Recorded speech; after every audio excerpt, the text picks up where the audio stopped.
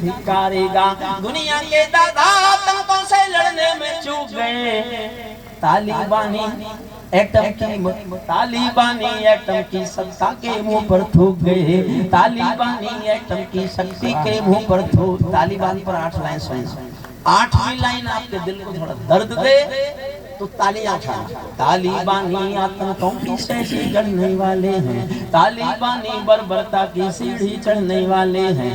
तालिबानी यादों में लादेन छिपा कर बैठे हैं। अपनी आंखों में पिंडी के नैन छिपा कर बैठे हैं। ये भारत के यांग की दर्द भरी दुर्घटना है। काबुल के दूतावासों में विस्फोटों की घटना है। इनके कारण हम जेलों से कातिल छोड़े बैठे हैं। ये गौतम बुद्धा की प्रतिमा बम से तोड़े बैठे हैं। ये गौतम बुद्धा की प्रतिमा से तोड़े बैठे हैं। तालिबानों की बेशर्मी शर्म पड़ी पानी पानी। मैं कहने की हिम्मत करता हूँ, इतिहास का व्यक्ति नहीं हूँ, मैंने इतिहास की ज्यादा जानकारी मुझे नहीं है, मैं कानून का आदमी रहा हूँ। लेकिन अगर तालिबानियों को छोड़ करके, मुक्त करके अमेरिका अफगानिस्तान छोड़ के नहीं भागा होता, तालिबान को खत्म करने के लिए अमेरिका ने ताकत लगाई होती, तो आज हमास की हिम्मत नहीं थी वो इजराइल का। सच्चे भाई साहब, सच्चे भाई साहब, वाह वाह। हिम्मत नहीं थी। आप आतंकवाद पर सेलेक्टिव नहीं हो सकते। तालिबान का आतंकवाद ठीक, हमास का आतंकवाद गलत। आतंकवाद आतंकवाद है और इसका दर्द सबसे अधिक भारत ने सहा है, हमने सहा। हम चाहते हैं दुनिया से आतंकवाद समाप्त हो। तालिबानों की बेशर्मी शर्म पड़ी पानी पानी। दहशतगर्दों के कौड़ों से पिटती है दादी नानी। आप कल्पना कर सकते हैं 800 साल पुराना पाषाण युग लागू है अफगानिस्तान में। लड़की घर से बाहर नहीं निकल सकती, स्कूल नहीं जा सकती, पढ़ाई नहीं कर सकती, नौकरी नहीं कर सकती। 800 साल पुराना, 800 साल पहले जो औरत की हालत थी अफगानिस्तान में, आज वो औरत की हालत है। एक ही पंक्ति में बयान देता हूँ, एक पंक्ति में वहां की औरत के बारे में बोलता हूँ, इसकी स्थिति क्या है। और आपको मेरी बात का समर्थन करें तो जी भर के समर्थन करना। तालिबानों की बेशर्मी शर्म पड़ी पानी पानी। दहशतगर्दों के कौड़ों से पिटती है दादी नानी। उनको कोई फर्क नहीं है उनके जीने मरने की। उनको कोई फर्क नहीं है उनके जीने मरने की। औरत केवल काया भर है बच्चे पैदा करने की। औरत केवल काया भर है बच्चे पैदा करने की। इनका दामन सात समंदर साफ नहीं कर सकते हैं।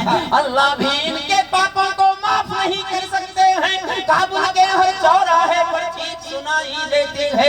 हर अफगानी सीने पर बंदूक दिखाई देती है। मैंने भू पर मानवता के प्राण अटकते देखे हैं। जबियानों के पहियों से भी लोग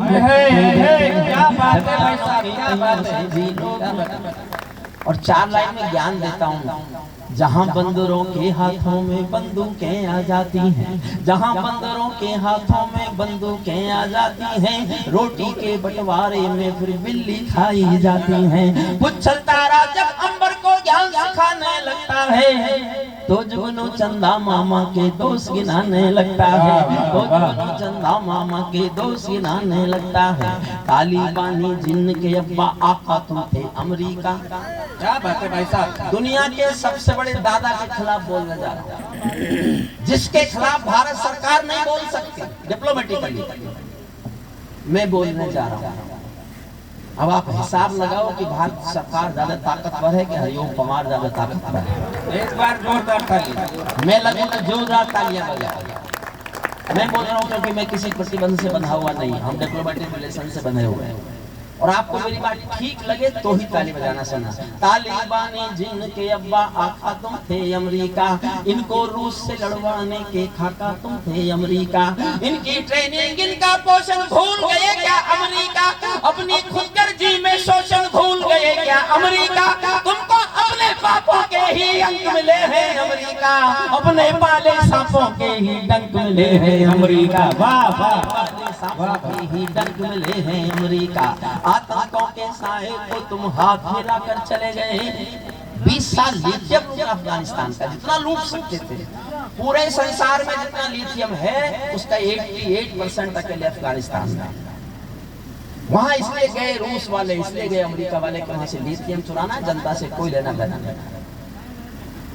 आतंकों के साए को, छठी लाइन फिर डाली मांगती है, मैं उनकी स्थिति गा रहा हूं सचमुच।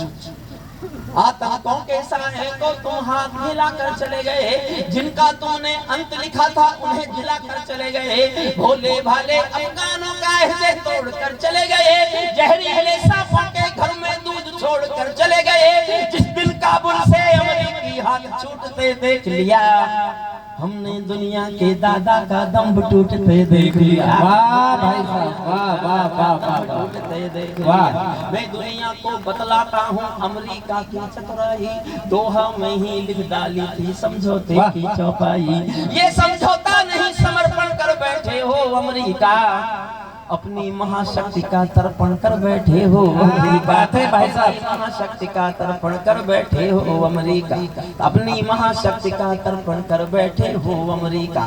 क्या अमेरिका यूं ही अपने रिश्ते नाते तोड़ गया, अपने हथियारों को हेलीकॉप्टरों को छोड़ गया? सच तो ये है अमेरिका ने बहुत दोगला बेच दिया, भोले भाले अफगानों को तालिबान को बेच दिया, अफगानों को तालिबान को बेच दिया। हारा तो भारत भी है, भारत का सद्व्यवहार गया तो हमारा व्यापार है। हमने अपनी पार्लियामेंट से पहले अफगानिस्तान की पार्लियामेंट बनाई, उनकी सेक्रेटरीट बनाई। 68% कंस्ट्रक्शन अफगानिस्तान में भारत कर रहा था, भारत की कंपनियां कर रही थी, और एक का भी बिल भी नहीं बना था। अभी तो हम चले आए बाहर।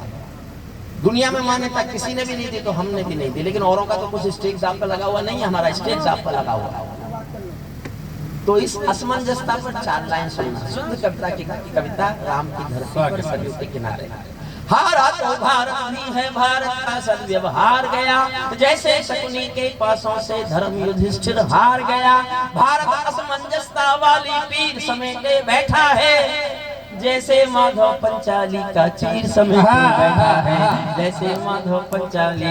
अंतिम छंद सुनिए, अंतिम छंद मैंने इसलिए लिखा, जैसे ही मैंने कविता यहाँ तक लिखी तो 2021 की 15 अगस्त को उनका कब्जा हो गया था अफगानिस्तान का।